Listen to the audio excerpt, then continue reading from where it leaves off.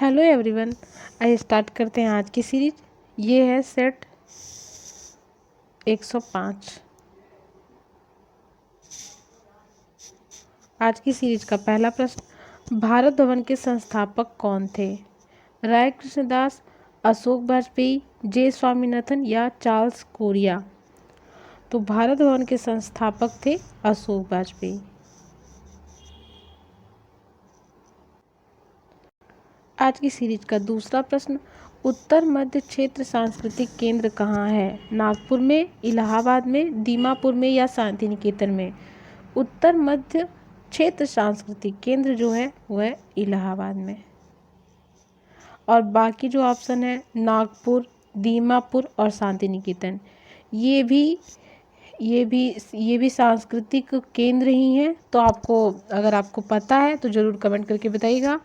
नागपुर कौन सा सांस्कृतिक केंद्र है, दीमापुर कौन सा है और शांति निकेतन कौन सा है? और अगर कर सकते हैं तो जो और भी सांस्कृतिक केंद्र हैं उनके नाम भी कमेंट करके बता सकते हैं। आज की सीरीज का तीसरा प्रश्न, कला संवाद पुस्तक कहाँ से प्रकाशित होती है? भोपाल से, राज्य ललित कला से या राजस्थान से? तो कला संवाद नामक पुस्तक ललित कला अकादमी से प्रकाशित होती है।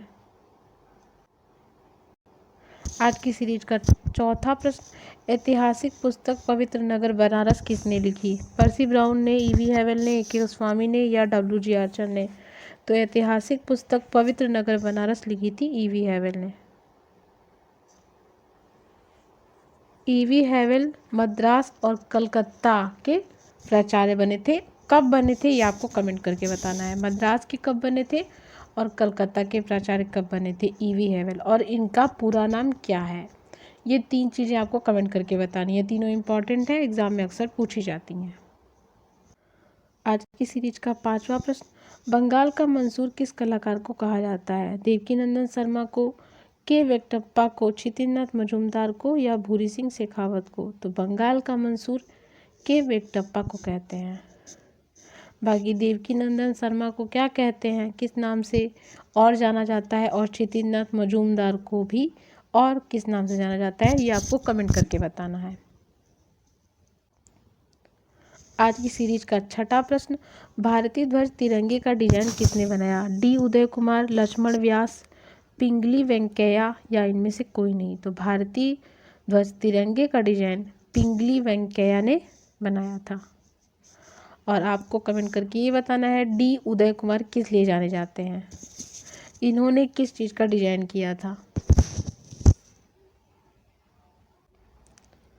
आज की सीरीज का सातवां प्रश्न, किस कलाकार ने भारतीय संविधान के लिए चित्रण किया था? अवनींद्रनाथ नंदलाल, असित कुमार हल्दर या एम.एफ. हुसैन? तो भारतीय संविधान के लिए चित्रण नंदलाल बोस ने किया था।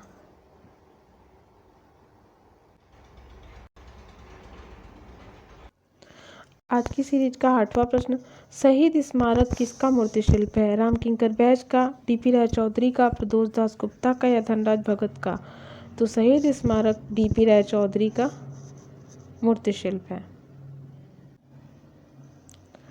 आज की सीरीज का नवा प्रश्न, डी.पी. राय चौधरी ने मूर्ति कला की शिक्षा किससे ली थी? रोंदा से, अमरेंद्रनाथ से, हिरण्यमय राज चौधरी से या बार्डेल से?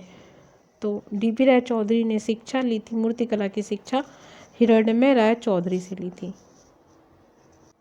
आज की सीरीज का अंतिम प्रश्न, प्रश्न संख्या 10, नेफरी वादन तथा नर्तकी समूह चित्र किस लघु शैली में बनाए गए हैं? जयपुर, शेखावटी, अलवर या उनियरा?